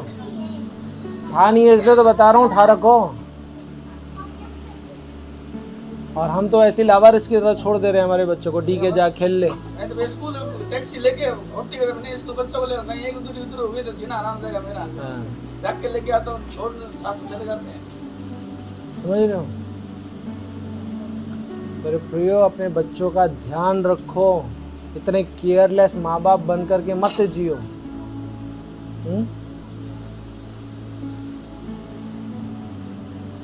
आपने कई बार देखा होगा, हम लोग इसको घंटों घंटों लेकर के खिलाते रहते। कईयों के मन में आता भी होगा, यार क्या माँ बाप है, अरे मेरा बच्चा, मैं ध्यान नहीं रखोगे तो क्या तुम रखोगे? वो खाना नहीं खाएगा, आप लोगों को कोई फर्क नहीं पड़ेगा। वो खाना यदि नहीं खाएगी, आप लोगों को कोई फर्क नहीं पड़ेगा, लेकिन माँ बाप होने के नाते हमको तो पड़ेगा ना। अरे 2 घंटा वेस्ट हो गए, होने दो, लेकिन उसको तो खिलाना है भाई। हम तो खिलाते हैं। कई बार आप लोगों को लगता होगा कि कितने जालिम माँ बाप है, पीछे भी बैठे रहते हैं। तुम सोचो हम जालिम हैं, हम ऐसे ही है भाई। तुम्हारी सोच से हम नहीं बदलेंगे। हमको पता है हमारे बच्चे के लिए अच्छा क्या है, हम तो वो करेंगे। तुम्हारी नज़र में जालिम हो जाए तो होने दो, हमको कोई फर्क नहीं पड़ता, क्योंकि मेरे को पता है मेरे बच्चे के लिए उचित क्या है। तुम्हारी सोच मेरे लिए बिगड़ जाए, मेरे को कोई फर्क नहीं पड़ता। मेरे को इस बात से फर्क पड़ता है मेरे बच्चे के लिए उचित क्या है, मैं वो करूंगा। लोग उसके प्रति कुछ भी सोचे, मुझे कोई फर्क नहीं पड़ता। आप मेरे को जालिम बना दो, मेरी पत्नी को बना दो, कोई बात नहीं, हम जालिम हैं, लेकिन हम हमारे बच्चे के लिए वो करेंगे जो हमारे बच्चे के लिए अच्छा है। जहां उसको रोकना है, जहां उसको टोकना है, वहां उसको टोकेंगे। इसलिए अपने बच्चों का ध्यान रखो। आपके बच्चों के कदमों पे आपका ध्यान होना चाहिए, आपके बच्चों की बातों पे आपका ध्यान होना चाहिए, आपके बच्चों के ऊपर आपका पूरी तरीके से ध्यान होना चाहिए। क्या आप समझ रहे हो? आज आपको सिर्फ इतना बताना चाहता हूं कि आप अपने जीवन को भी सुधारो और अपने जीवन के साथ साथ अपने बच्चों के जीवन पे भी अपने ध्यान को रखो।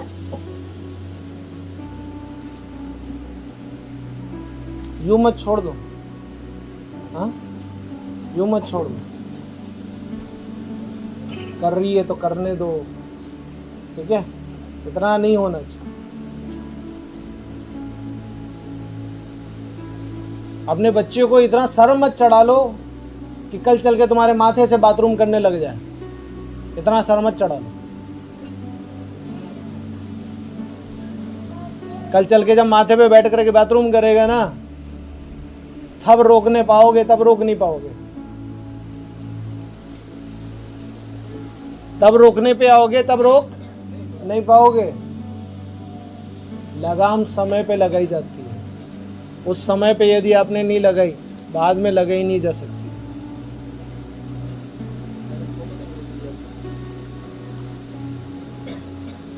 इसलिए प्रियो, आज आपको ये बताना चाहता हूँ, अपने बच्चों पे ध्यान रखो।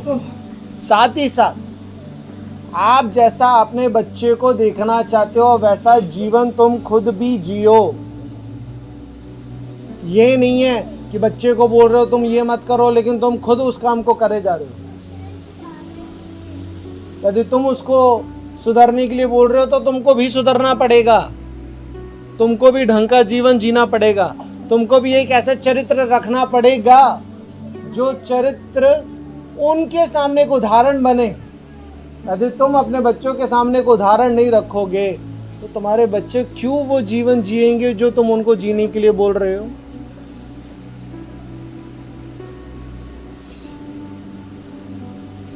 मैं बोल रहा हूँ बेटा तू गाली मत बकना, लेकिन बिना गाली के मेरी आवाज नहीं निकलती। हाँ, बिना गाली के मेरा दिन नहीं निकलता, बिना गाली के मेरी बात नहीं निकलती, और मैं मेरे बच्चे को बोल रहा हूँ तू मत बोलना। क्यों?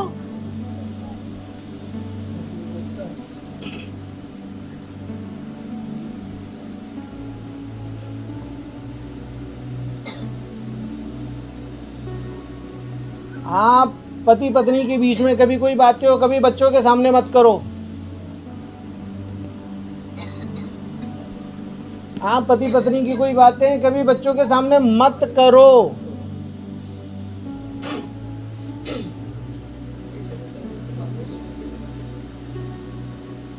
कुछ भी ऐसा अपने बच्चों के सामने मत करो जो उसके दिमाग के ऊपर प्रभाव डाले। हम शकायना के सामने कोई भी चीज़ बोलना होता है 50 बार सोचते हैं, इसके सामने बोले कि नहीं बोले, करे कि नहीं करे।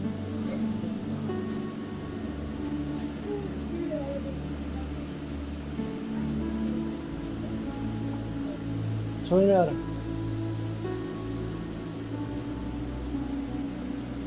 क्योंकि आपका बच्चा वो सीखेगा जो आप खुद कर रहे हो।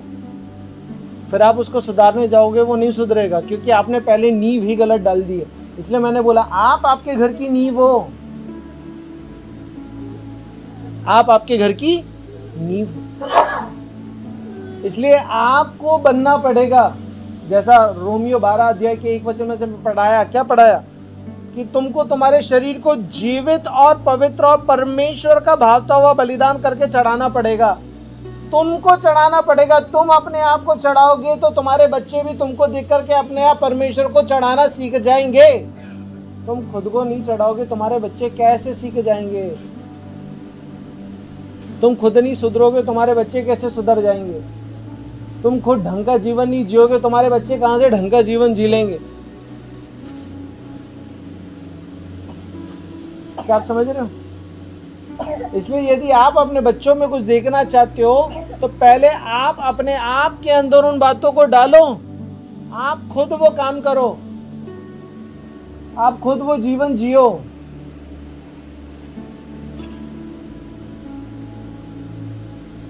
क्या आप समझ रहे हो?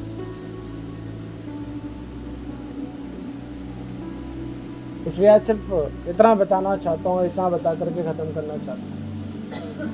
आप जो काटना चाहते हो सबसे पहले उसको खुद जियो। आप जो अपने बच्चों के जीवन से काटना चाहते हो आप खुद उसको जियो। आप जो इस राह पर अपने बच्चों को चलाना चाहते हो आप खुद उस राह पर चलो। माँ बाप मेहनत करने में इतने बिजी मत हो जाओ कि बच्चे का कोई होश हवास ही नहीं है। ऐसे मत बन जाओ। क्या आप समझ रहे हो?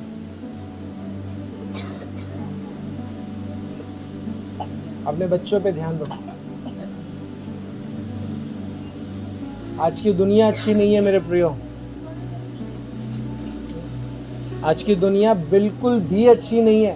आज किसी का नजरिया अच्छा नहीं है, आज किसी का सोच अच्छा नहीं है, आज किसी के विचार किसी के प्रति अच्छे नहीं है। इसलिए संसार के किसी भी व्यक्ति के बीच में अपने बच्चों को मत छोड़ दो। इतना विश्वास मत कर लो किसी व्यक्ति। मैं कुछ समय पहले क्राइम पेट्रोल वगैरह देखा करता था। मैंने वहां पे देखा है कि जिस व्यक्ति के ऊपर आपने विश्वास किया उसी व्यक्ति ने आपके बच्चे को खराब कर दिया।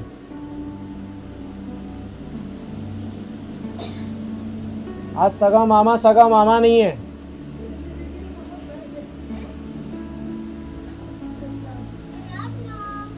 इसलिए मेरे प्रियो आपको चेतावनी देना चाहता हूँ, समझाना चाहता हूँ, समझ जाओ।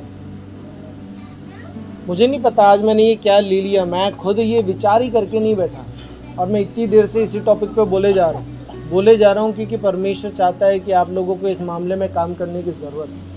मेरे मन में ही नहीं था ये विचार, और यदि आज परमेश्वर आपको दे रहा है मतलब आपकी ज़िंदगी की ज़रूरत है, इसलिए दे रहा है। सुन करके चले जाओगे कुछ नहीं होगा मेरे प्रियो, सुन करके चले जाओगे कुछ नहीं होगा। लेकिन आज आपको ये सिखाना चाहता हूँ, इसके ऊपर काम करो।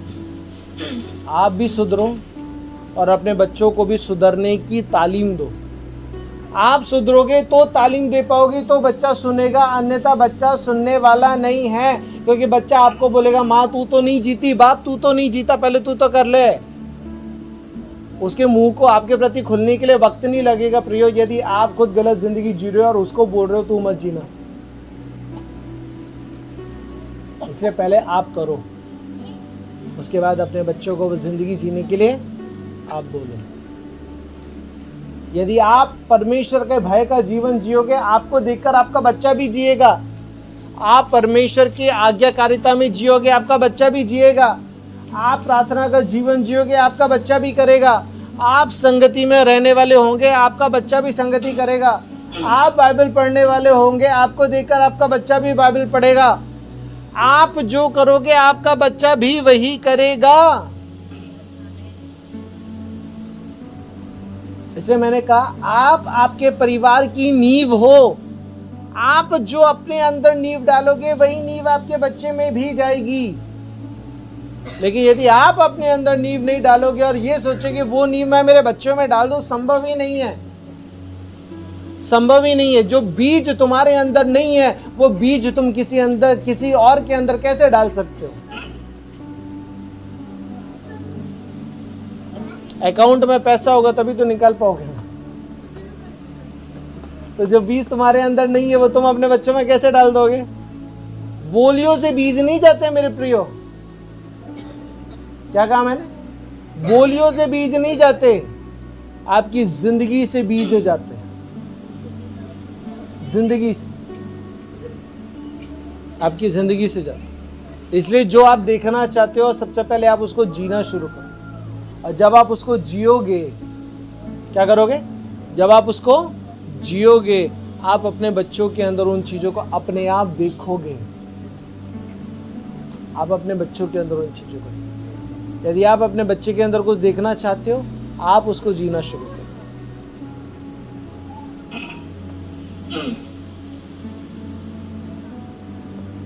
और कलीसिया के तमाम बच्चों, तुम्हारी बारी, इधर ध्यान से हो। सारे बच्चे इधर।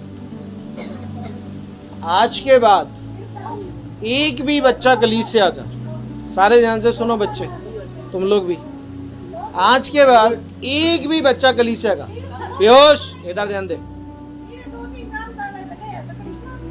ध्यान दो इधर, इधर मेरी बात पे ध्यान दो सारे बच्चे। आज के बाद एक भी बच्चे के प्रति यदि उनके माँ बाप की कंप्लेंट मेरे पास में आ गई, एक भी बच्चे की कंप्लेंट उनके माँ बाप के प्रति मेरे पास आ गई, वो माँ बाप को पहले बोल दे रहा हूँ, पकड़ के लेकर के जाने वाला हूँ बच्चे को। जिस माँ बाप ने मेरे को बोल दिया उनके कान के नीचे भी बजाऊंगा। समझ में आई? वो माँ बाप के नीचे भी पड़ेगी, बच्चों के नीचे तो मिलनी है।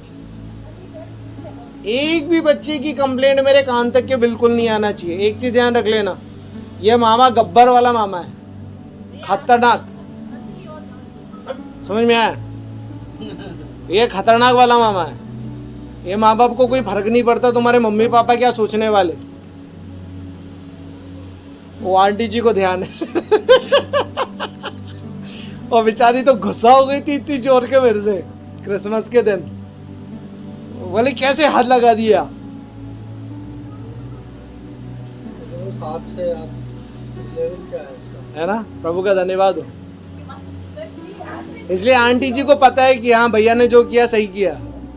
आज उनको समझता है, कभी भी गलत नहीं। आज वो आंटी को समझता है भैया ने जो किया सही किया। माँ बाप को भी समझता है जो किया सही।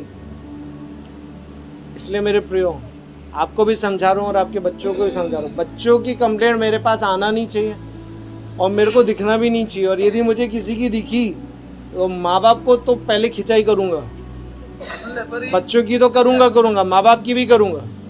कल तो तुम दोनों बच गए, नव्या और परी कहाँ है बेटा? तुम दोनों तो बच गए, नहीं तो एक सप्ताह के लिए तो यहीं धरना था तुम लोगों को।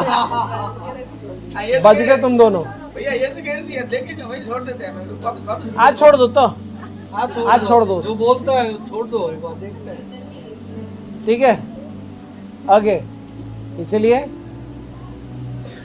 सारे बच्चे अपने माँ बाप की बात सुनना है, क्योंकि एक चीज ध्यान रखो सारे बच्चों इधर ध्यान दो बेटा। तुम्हारे माँ बाप तुमको जो बोलेंगे ना, तुम्हारे भले के लिए बोलेंगे। तुमको डांटेंगे तुम्हारे भले के लिए डांटेंगे, तुमको चिल्लाएंगे तुम्हारे भले के लिए। तेरे को बोलेंगे ना बेटा, तुम दोनों को अच्छे के लिए बोलेंगे, तुम दोनों के बुरे के लिए नहीं बोलेंगे। सबको बोल रहा हूँ, सारे बच्चों को बोल रहा हूँ। ये मत सोचना उन दोनों को बोल रहा हूँ तो सिर्फ उन दोनों के लिए, सबके लिए बोल रहा हूँ। तुम्हारे माँ बाप तुमको कहीं डांटेंगे, हाथ उठाएंगे, कुछ करेंगे ना, तुम्हारे अच्छे के लिए करेंगे। दुनिया का कोई माँ बाप ऐसा नहीं है जो अपने बच्चे का बुरा चाहे। कोई माँ बाप ऐसा नहीं। यदि वो तुमको मार रहा है, तुमको मारने के बाद वो खुद ही रोएगा, लेकिन वो मजबूर है तुमको मारने के लिए, क्योंकि तुमको यदि उस वक्त नहीं मारेगा तुम सुधरोगे नहीं। इसलिए वो तुम्हारे ऊपर लाठी उठाता है, हाथ उठाता है, मार उठाता है, तुमको डांटता है, तुमको फटकारता। हो सकता है कई बार 2 लोगों के सामने तुम्हारी बेइज्जती कर दे, क्यों? हो सकता है शायद उससे तेरे को अक्ल आ जाए, इसलिए करता है। समझ रहे बच्चों? इसलिए कभी भी अपनी माँ बाप की डांट को बुरा मत लो, अपने माँ बाप की मार को बुरा मत लो। भैया इसको नीचे बैठा लो। तुम अपनी माँ बाप की बात को, डांट को, मार को बुरा मत लो बच्चों। कोई भी बच्चा, चाहे वो बड़ा हो चाहे वो छोटा हो, सबको बोल रहा हूं, कभी भी अपने माँ बाप की डांट को, मार को बुरा मत लो। जिस दिन आपने उनकी डांट को और मार को बुरा ले लिया, उस दिन से तुम्हारी बिगड़ने की घड़ी हो गई शुरू। क्योंकि माँ बाप से बेहतर बच्चों के लिए दुनिया में कोई नहीं सोच सकता। मैं भी नहीं सोच सकता तुम्हारे लिए, मैं भी नहीं सोच सकता तुम्हारे लिए। माँ बाप अपने बच्चों के लिए अपना बेस्ट सोचते हैं। यहाँ पे ज़्यादातर माँ बाप अनपढ़ है, लेकिन अपने बच्चों को वो अनपढ़ देखना पसंद नहीं करते।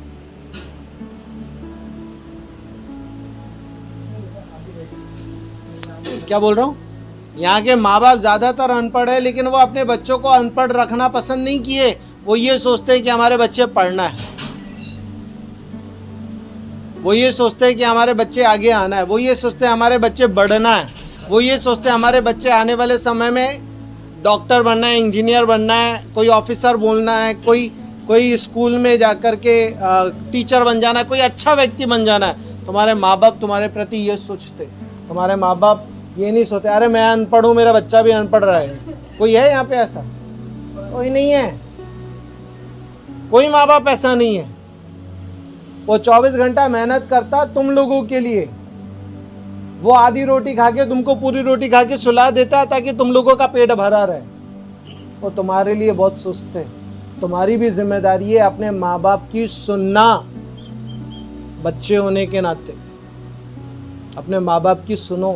तुम्हारे लिए कभी गलत नहीं बोलेंगे, वो कभी गलत नहीं बोलेंगे। वो खुद भूखे रह जाएंगे, तुमको भूखा नहीं रहने देंगे। वो अपने लिए कपड़े नहीं खरीदेंगे, तुम्हारे लिए पहले कपड़े खरीदेंगे। वो अपने लिए पहले नहीं सोचेंगे, तुम्हारे लिए पहले सोचेंगे। इसलिए हर एक बच्चों अपने माँ बाप की इज्जत करो, अपने माँ बाप की बातों को सुनो, अपने माँ बाप को तुच्छ मत समझो। समझ रहे? अपने माँ बाप की इज्जत करो। जिस दिन, मैं सच बोल रहा हूं, ये मेरी कान के नीचे गांठ बांध लेना बात। जिस दिन मैंने किसी बच्चे को देख लिया उनके माँ बाप के प्रति फालतू की बात बोलते हुए, सुनते हुए, करते हुए, मैं सच बोल रहा हूं, मैं बहुत मारूंगा। मैं सब बर्दाश्त कर सकता हूं, लेकिन माँ बाप के प्रति कोई ऊंचा बोलेगा, माँ बाप के प्रति कोई गलत बोलेगा, माँ बाप के प्रति कोई गलत जिएगा, मैं सच बोल रहा हूँ वो बच्चों को बहुत मारूंगा, चाहे वो फूट जाए। और माँ बाप को भी बीच में आके तो उनको भी रपेट मिल जाएंगे एक दो। ये ध्यान रख लेना। तुम्हारा मामा बहुत बेकार है। पता है क्यों? उसका कारण ये है, उन्होंने तुमको जिंदगी दी है। ये मेरे शब्द मेरी माँ के लिए है ना। मैं मेरी माँ के लिए एक शब्द बोलता हूँ, यदि वो मेरे से मेरी जिंदगी भी मांग लेना, मैं दे दूंगा, पत्नी के लिए नहीं दूंगा। क्योंकि उसने मेरे को जिंदगी दी है, इसने मेरी जिंदगी को बनाया है, उसने मेरे को जिंदगी दी है। यदि वो मेरे को जिंदगी मांग भी लेगी तो भी दे दूंगा, वो बाप मांग भी लेगा तो भी दे दूंगा, क्योंकि उनकी वजह से मेरे को जिंदगी मिली है, उनकी वजह से आज यह जिंदा हूं, उनकी वजह से जिंदा हूं।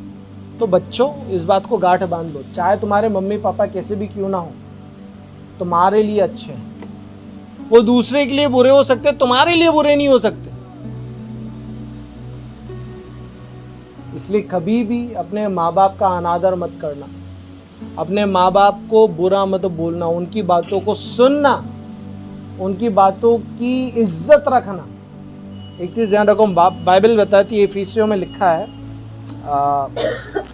इफिसियों 6 अध्याय है, उसका 1 वचन कहता है, हे बालको प्रभु में अपने माता पिता के आज्ञाकारी बनो। सुनो सुनो सुनो, पेज मत पलटाया करो, 50 बार सिखा चुका हूं। हे बालकों, प्रभु में अपने माता पिता के आज्ञाकारी बनो, क्योंकि यह उचित है। अपने माता और पिता का आदर कर, यह पहली आज्ञा है, जिसके साथ प्रतिज्ञा भी है। प्रतिज्ञा क्या है? कि तेरा भला हो और तू धरती पर बहुत दिन जिए। अपने माँ बाप का आदर कर ताकि तेरा भला हो। जब तू अपने माँ बाप का आदर करते हुए, क्या करते हुए? आदर करते हुए अपने माँ बाप की अधीनता में अपनी जिंदगी को जिएगा तो तेरा भला ही होगा।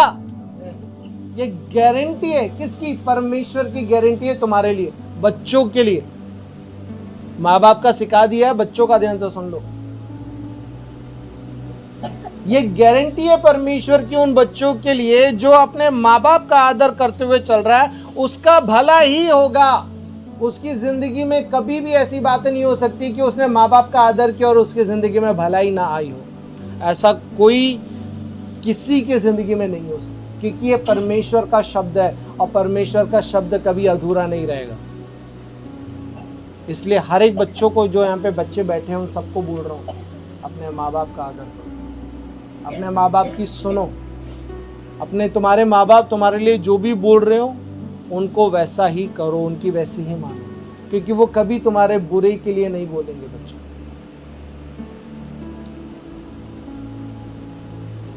और पेरेंट्स की क्या जिम्मेदारी है वो पेरेंट्स को मैंने ऑलरेडी बता दिया। माता पिता की क्या जिम्मेदारी। दूसरा, एक और चीज,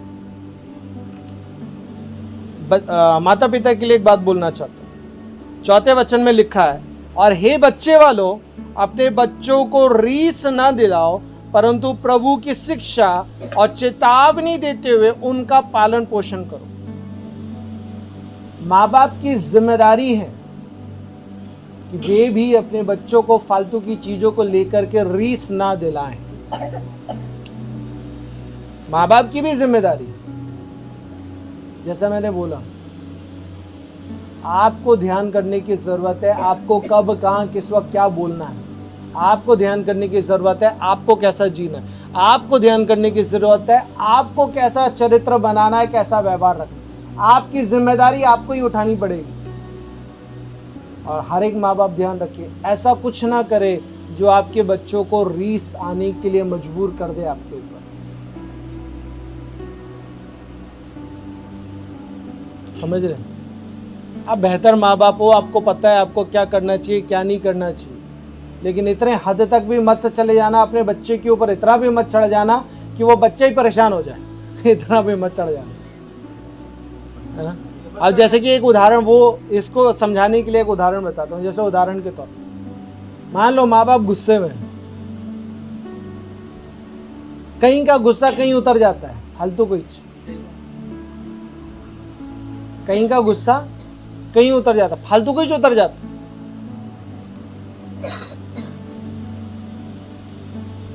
वो चीज नहीं होना। कुछ आप अपनी जिंदगी में ऐसा ना करो कि आपकी बहुत ज्यादा स्ट्रिक्टनेस आपके बच्चों को, है ना, आप बिगाड़ दे।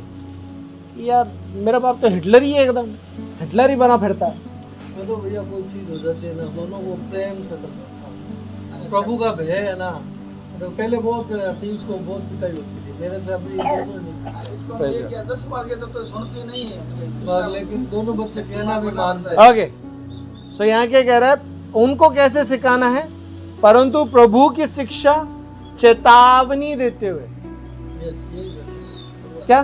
प्रभु की शिक्षा चेतावनी देते हुए उनको सिखाना है और उनका पालन पोषण करना। परमेश्वर के वचन से अपने बच्चों को शिक्षा देना, परमेश्वर के वचन से अपने बच्चों को समझाना है और सिखाना है और संभालना है और लेकर के चलना है। लेकिन बार बार समझा रहा हूँ, आप अपने घर की नींव हो, नींव की जिम्मेदारी है घर को कैसे संभालना, घर को कैसे बनाना। नींव की जिम्मेदारी नींव संभालें और बच्चों की जिम्मेदारी बच्चे संभालेंगे।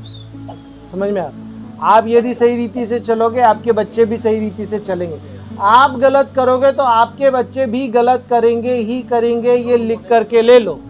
भैया ये ये फटाका फटाका और मांग रहे हैं नहीं करा छोटा कौन नहीं किया सोते अरे मैं बात करूँगा, ठीक है। सो आपको इतना बताना चाहता हूँ, आप अपने बच्चों को जो आप सिखा रहे हो सबसे पहले आप खुद करो। जो चीज़ आप अपने बच्चों को तालीम दे रहे हो पहले खुद करो, अपनी ज़िंदगी से वो दिखाओ। जो आप खुद नहीं कर रहे अपने बच्चों को करने के लिए, तब तक मत बोलो जब तक आप खुद नहीं करते। जब तक आप खुद उस काम को नहीं करते, पहले आप करो। आपको देखा देखी आपके बच्चे अपने आप सीख जाएंगे। और बच्चों की जो जिम्मेदारी है वो बच्चों को करना है, जो माँ बाप की जिम्मेदारी है वो माँ बाप को करना है। और वैसे ही आप अपने परमेश्वर के भी बच्चे हो, वो पिता के क्या हो, आप अपने पिता के क्या हो, बच्चे हो। तो आपके स्वर्गीय पिता के प्रति भी जिम्मेदारी है, यस आपको उसको भी निभाना। मतलब जिम्मेदारियाँ बहुत है भैया। समझ में आया? आपके परिवार के प्रति जो जिम्मेदारी है वो तो आपको निभाना है। बच्चों की जो माँ बाप के प्रति जिम्मेदारी है वो तो आपको आपकी ज़िंदगी में निभाना ही निभाना है। लेकिन इन सबसे बड़ा जो आपका बाप स्वर्ग में बैठा है उसके प्रति भी आपके बच्चे होने के नाते कुछ जिम्मेदारियां, उस जिम्मेदारियों को भी आपको निभाते हुए लेकर के चलना है। और वो करते हुए ही आपको आपके परिवार को आपको बनाना है। वही करते हुए आपको एक अच्छा बच्चा बनना है, अच्छे माँ बाप बनना है। हालेलुया। इस वचन के द्वारा प्रभु आशीष करें। Thank you Jesus.